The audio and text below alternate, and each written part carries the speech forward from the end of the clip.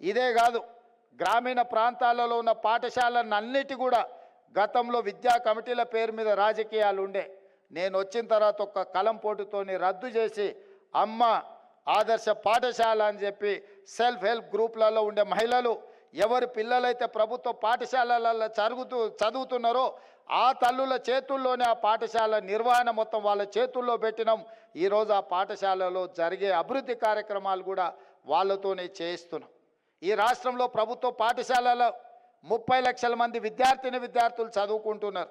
వాళ్ళకు ప్రభుత్వం 2 జతల బట్టలు ఇస్తే సగం అకాడమిక్ ఇయర్ అయిపోయినాక కూడా వాళ్ళకి చేరేటివి కాదు. గతంలో వేరే వాళ్ళకు అవి కుట్టడానికి ఇచ్చేది. అన్ని రద్దు చేసి ఈ మహిళా సంఘాలకే అప్పచెప్తే స్కూలు తెరిచిన మొదటి రోజే 30 లక్షల డ్రెస్సులు వాళ్ళకు మొదటి రోజే అందించి ఈ మహిళలు పారిశ్రామికవేత్తలుగా రాణించారు. అంతకుముందు ఒక డ్రెస్సు కుడితే 25 రూపాయలు ఉండే, దాన్ని 75 రూపాయలకు పెంచి ఆడబిడ్డలకు ఆర్థికంగా మనం నిలబడాలి అని మేము విధానాలలో మార్పు తీసుకొచ్చినాం. ఇవాళ గవర్నమెంట్ స్కూల్స్లో ఉచిత విద్యుత్తునిచ్చి కంప్యూటరీకరణ చేయడం ద్వారా ఏఐ ద్వారా టెక్నాలజీతో పిల్లలకు చదువులు నేర్పించాలి. ఆ ప్రభుత్వ పాఠశాలల్లో చదువుకునే పేదల పిల్లలు డాక్టర్లు, లాయర్లు, ఇంజనీర్లుగా రాణించాలి.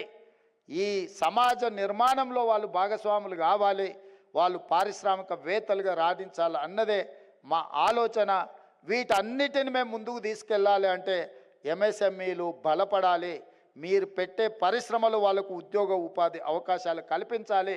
మీరు పెట్టే పరిశ్రమలకు ప్రభుత్వం అండగా నిలబడుతుంది. మీరందరూ కూడా కష్టపడండి.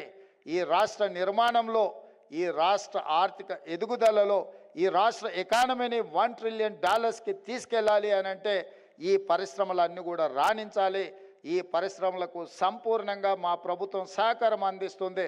ఒక ఎంటర్‌ప్రెన్యూర్ అన్ని రకాలుగా అవగాహన ఉన్న వ్యక్తి ఈ శాఖకు మంత్రిగా ఉన్నారు. I'm happy for that. నాకంటే కూడా మా మంత్రి గారికి ఇందులో నైపుణ్యం ఉంది, అవగాహన ఉంది. వారు తీసుకొచ్చే ఏ ప్రతిపాదనైనా నేనైనా మా ఆర్థిక మంత్రి గారు కొంచెం గట్టిగా కొలిసి మెజర్ చేసి మాత్రమే విడుదల చేస్తారు. ఇది ఖర్చు కాదు, ఇది పెట్టుబడి. ఈ పెట్టుబడి మరింత పెట్టుబడులను పెంచుతుంది. ఎంఎస్ఎంఈలకు ఇచ్చేది మనకి ఎక్స్పెండిచర్గా, దిస్ ఈజ్ అన్ ఇన్వెస్ట్మెంట్ చేయడం ద్వారా పరిశ్రమలు బలపడతాయి. ఆ బలపడ్డ పరిశ్రమలు మళ్ళీ మీకే పన్నులు కడతాయి. ఈరోజు 3 లక్షల కోట్ల ఉన్న మీ బడ్జెట్ తొందరలోనే మీ టెన్యూర్లోనే 7 లక్షల కోట్ల రూపాయలకు చేరుతుందని నేను బలంగా నమ్ముతున్నాను.